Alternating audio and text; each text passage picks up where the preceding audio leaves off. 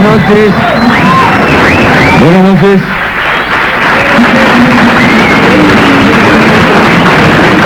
Buenas noches, señores. Bueno, saludos atrasados para los gastronómicos en su día, fue ayer. Como no, los amigos acá del Tortoni. don Manuel Vidal, Paquito, todos nuestros amigos de aquí. Sí, ya, amigos de aquí. La gente del sindicato gastronómico donde empezamos a frecuentar ese ámbito ahora. Este programa está bastante ligado al gremio gastronómico, porque estamos en el sindicato de los gastronómicos y en un bar que en Domar, ¿no? Trabajan mozos, como es obvio. Bien, ¿cuál es el tema de esta noche? Yo creo, Alejandro, que es hora de que nos dediquemos a la trascendencia, no contentarse con una mera vida, sino poder atravesar los siglos, la historia. Sí, pero antes, para hacer eso, para internarme en el mundo de los que no mueren, es necesario, repito, que me auspicien. Adelante, Fernate, auspícienme. Auspician este programa Medicorp Argentina, en medicina privada todo mejor, nada parecido. Medicorp Argentina, 815-1277. Colram, sonido e iluminación, efectos especiales. Bartolomé Mitre 1680, teléfono 375-0269, fax 952-0310. Café Cabrales, significa buen café. Café Cabrales. Estas empresas a las que les interesa este programa. ¿Me parece, Alejandro? Lo dejamos ahí. Señores, Son suyos, Lina. gracias. Nos llaman por teléfono muchas personas que escuchan el programa a estas horas de la noche y que desean protegerse contra los vampiros. Es verdad. ¿Quién no ha sentido miedo de los vampiros?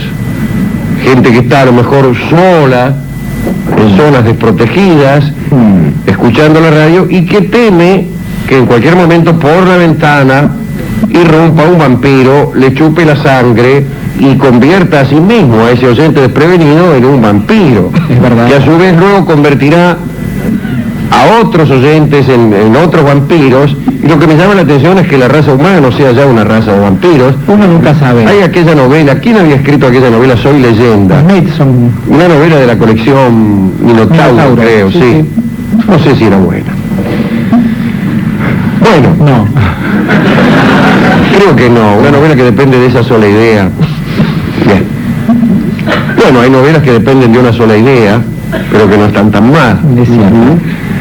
Bueno, pero no es de novelas que dependen de una sola idea, de lo que hemos venido a hablar, o quizás sí.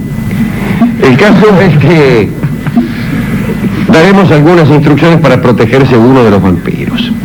La creencia en el vampirismo es prácticamente general. ¿Quién no cree en los vampiros? Creían en la antigua Grecia, creían en Roma, creían en Alemania, en Francia, en la India, en las penínsulas del Asia.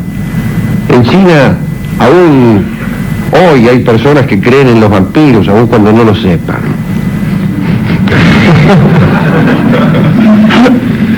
Datos sobre los vampiros. A ver. El vampiro vive sin que el tiempo transcurrido lo lleve a la muerte, como saben todos. Prospera en tanto pueda alimentarse con la sangre de seres vivos. El vampiro necesita sangre de seres vivos. Y no solo se alimenta de eso, sino que al beber sangre se rejuvenece, se torna más fuerte, parece rehacerse cuando haya sangre en cantidad suficiente. El tipo, cuando encuentra un gordo apoplético, y bueno, ahí anda que parece que tuviera 20 años menos, lo cual en un vampiro no es gran cosa. Y tener unos 1200 años y 1180 es más o menos lo que... Además de sangre, no se nutre con ninguna otra cosa. Los vampiros no lastran, no comen nada. Incluso es una manera de reconocer a un vampiro.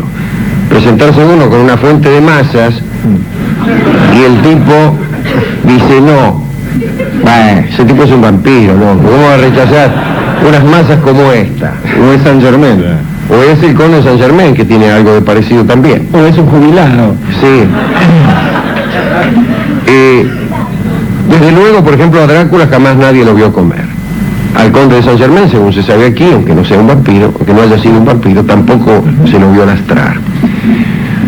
El cuerpo del vampiro no proyecta ninguna sombra proyecta, ni se refleja en el espejo, lo cual les produce indecibles inconvenientes a la hora de afeitarse. Claro. Se reconoce también los vampiros por los numerosos cortes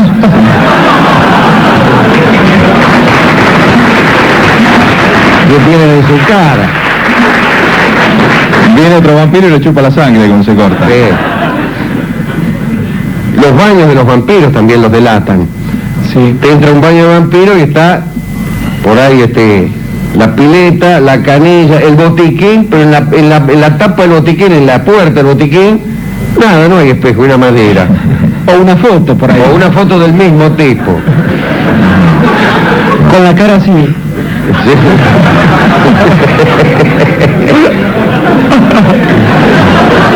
Con cara de estar por reventarse un barrito. Claro.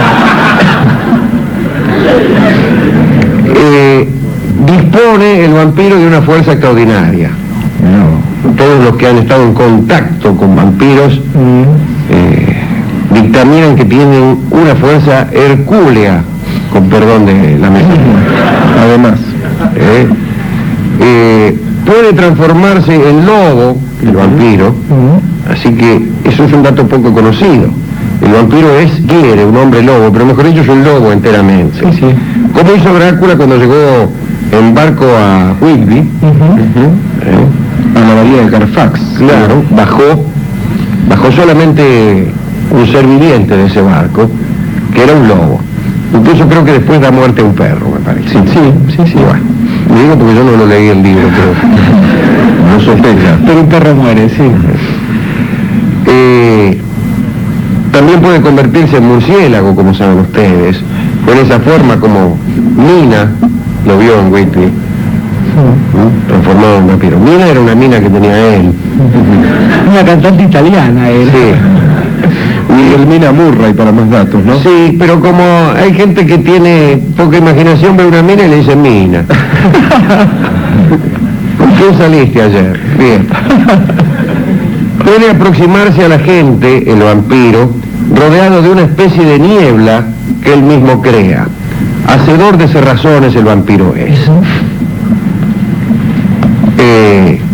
Cierto es que esta niebla solo puede extenderse por un espacio muy limitado, es decir, no son nieblas ni cerrazones que pueden afectar a una región, pero sí a un ámbito,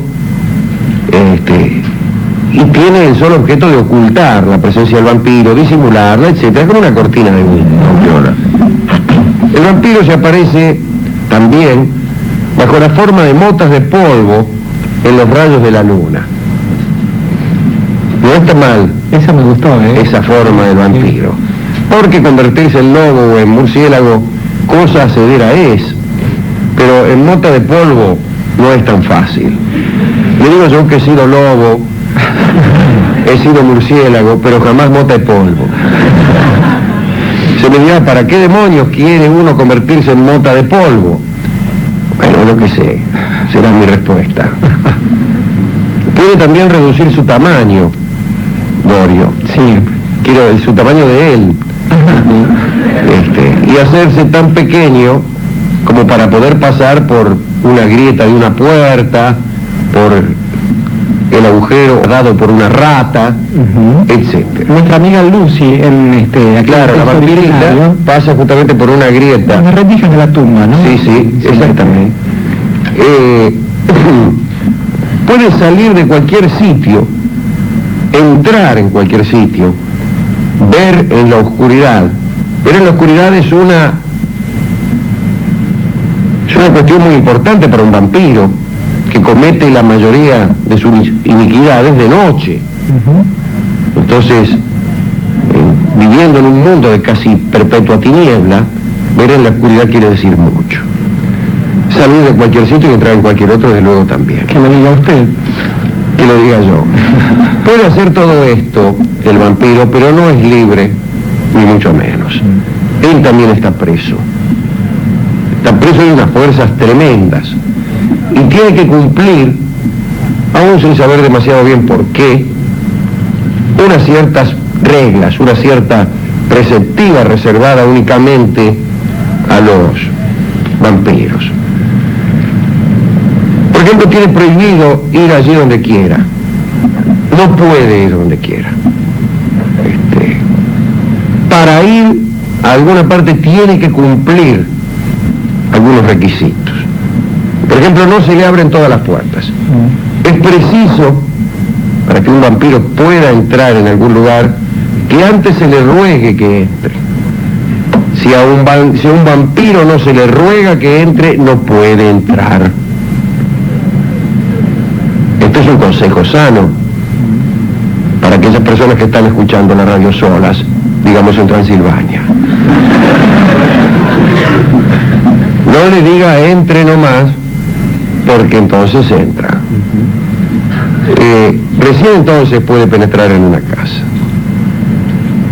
Como todos ustedes saben, el poder del vampiro cesa con las primeras luces del alba. Goza, es cierto, de algunas libertades, pero en momentos muy definidos. Por ejemplo, si está en un lugar que le resulta inconveniente, solo puede trasladarse al mediodía o a la salida y puesta del sol. Los traslados vampirescos son al mediodía o a la salida y puesta del sol. Y si no, se tiene que quedar allí donde estuviere. Debe quedarse en su dominio, que por cierto es un ataúd, o un lugar sin bendecir, como el existente precisamente en el cementerio de Whitby. En la tumba de un suicida. Sí, pues las tumbas de los suicidas están no en lugar sagrado, como lo sabe cualquiera que haya leído el caso de las trompetas celestiales. Exactamente. Desde luego necesita tierra de su lugar de origen para instalarse, o estar en su lugar de origen, así como aquel gigante Alcioneo revivía en el contacto con su tierra y a cada golpe que le daba Hércules revolcándolo por el piso respondía incorporándose fortalecido. El vampiro también necesita su tierra. Nos ha contado Conrad Lorenz, que no trabajó con vampiros pero sí con lobos, que una manera de quitarle poder a este tipo de seres es justamente sacándolos de la tierra. También los lobos, estos mamíferos que andan por ahí, en los que se puede convertir un vampiro, cuando uno los levanta en andas, lo reconocen a uno inmediatamente como amo. Curioso. O han leído a Hesíodo o han escuchado este programa. Sí. No puede cruzar el vampiro corrientes de agua, ríos, arroyos, brazos del mar, sino con la marea alta o cuando el mar está corrompido, cosa que dista de estar cerca de mi comprensión. ¿Qué quiere decir el mar corrompido? El mar sobornado. En todo caso, si se trata de mares sucios, ya todos los mares son cruzaderos para nuestros amigos vampiros. Hay cosas que le restan todo poder al vampiro. El ajo. El ajo. Esto, desde luego, lo saben todos. También una cruz de oro le resta todo poder. No cualquier crucifijo. Tiene que ser un crucifijo de oro, hermano. Sí, claro, me dijo. Bañado no. No. Algo que pocos saben. Una rama de rosal silvestre dentro de su ataúd le impide salir de él. Basta con dirigencia al ataúd del vampiro, poner dentro una rama de rosal silvestre y el vampiro ya no podrá egresar del féretro. Se me dirá, pues ya que hemos descubierto el ataúd del vampiro, ¿por qué no le matamos? Bueno, digo yo, pero lo difícil finalmente es descubrir el ataúd del vampiro porque suele ponerlo en lugares inaccesibles a la mayoría de las personas. Pero si se trata finalmente de matarlo, deberemos proceder del siguiente modo. Una bala bendita disparada contra el féretro lo mataría de verdad y lo convertiría en un muerto cabal. También funciona la estaca clavada en el corazón mientras él está en el ataúd. También. Y otro expediente, el último de los cuales, el último de aquellos que sirven para darle muerte, es cortarle la cabeza y poner la boca abajo. Llenarle la boca de ajo al mismo tiempo, dicen, ¿no? Que uno cuando le corta la cabeza. No sabía eso, pero es un buen dato para nuestros oyentes. Así que si usted le ha cortado la cabeza a un vampiro ahora, échele en las fauces un poco de ajo, dé vuelta la cabeza y adiós Nosferatu, que es el no muerto. Hay unas muñecas muy de moda ahora que dan vuelta a la cabeza justamente así. ¿Has visto? ¿Son muñecas? No.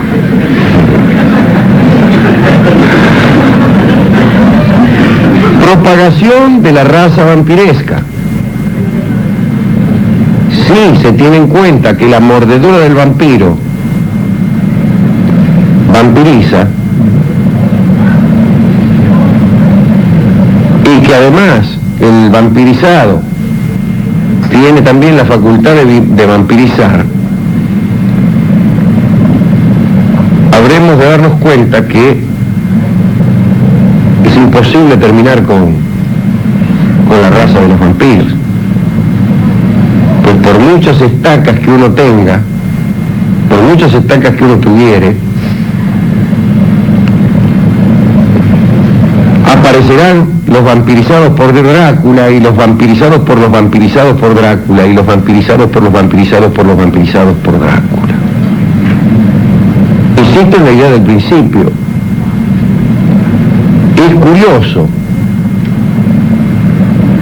que en el mundo haya personas que no sean vampiros. Quizá lo que hay es el disimulo. Si yo fuera vampiro no se los diría, para poder acercarme impunemente a algunos de ustedes, morderles el cuello, chuparles la sangre, rejuvenecerme, rehacerme y revitalizarme. Quizá, sin confesarlo, yo sea un vampiro. Qué buena tapadera para un vampiro tener un programa que comience justamente a la medianoche.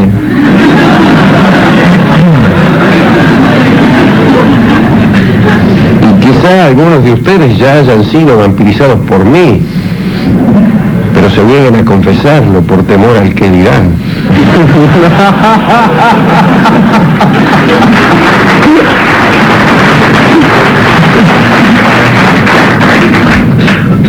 En realidad los vampirizados suelen no quejarse, porque a las víctimas, si no les gustaba antes, les empieza a gustar después. Y tal vez, es otra sospecha, algunos de los que yo he vampirizado hayan andado por ahí vampirizando a otros, que tampoco dirán nada, por temor al que dirán. Quizá esta es una sala donde no hay otra cosa que vampiros. Por algo no hay espejos en principio. Y este sea un mundo hipócrita, que por temor al que dirán, no confiesa la verdad. Pero quedémonos con la duda. Tanteemos en nuestros bolsillos las riestras de ajo, apretemos fuerte nuestros crucifijos de oro, preparemos nuestras ramas de rosal silvestre, porque puede haber vampiros en cualquier parte.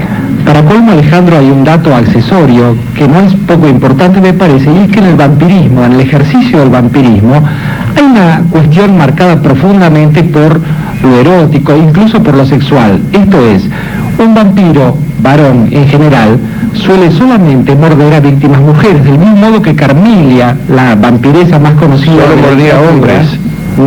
está inventada por Sheridan Le Fanu, un amigo de este programa, solo mordía hombres, de modo que quizás cualquier pequeño contacto erótico desarrollado en una noche cualquiera puede no desembocar en otra cosa que en la mera vampirización de la gente. Bien, después de haber dado estos consejos, me pregunto yo, queridos muchachos, ¿a quién dedicar esta charla?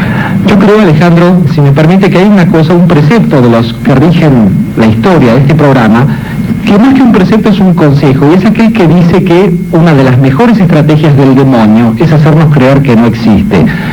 Entre los vampiros, que son criaturas, por cierto, demoníacas, criaturas del lado oscuro de las cosas, quizás exista también esto, hacerse pasar por meras figuras de ficción. Pero en todo caso, creo que hay un rasgo que nos acerca a los vampiros, que nos transforma en criaturas simpáticas, y creo que es esa ansia que diferencia en algún punto a los humanos, a las personas como nosotros, de las cucarachas, y es cierta vocación, cierto berretín por la inmortalidad, aquello que hay gente que lo canaliza a través de la literatura, o de los hijos, o de alguna obra que quede plasmada a perpetuidad en la historia de las personas. De modo tal que creo que todas aquellas personas, empezando por Bram Stoker, un oscuro escritor, un personaje que no sabía mucho de literatura, pero que sí sabía de las ansias de inmortalidad, perpetró, a partir de la acción de ese tipo, todas aquellas personas que piensan que uno pasa por aquí, pero no impunemente, y que quizás esa especie de última ansiedad, de hambre final que uno tiene Apetito de eternidad. Justamente ocupar ese territorio, esa especie de viejo baldío de los dioses, que no es otra cosa que la vida eterna. Y entonces, para los que han deseado vivir siempre, y me acuerdo de Kierkegaard, de Unamuno, y de Pascal, y de todos aquellos que vivían la muerte como una injuria, pero también aquellos que necesitan el contacto con su tierra para sentirse vivos. Para esos, aunque no sean vampiros, le dedicamos este rinconcito de tierra natal, que acaso no es más que un viejo baldío, con ribero y con grela.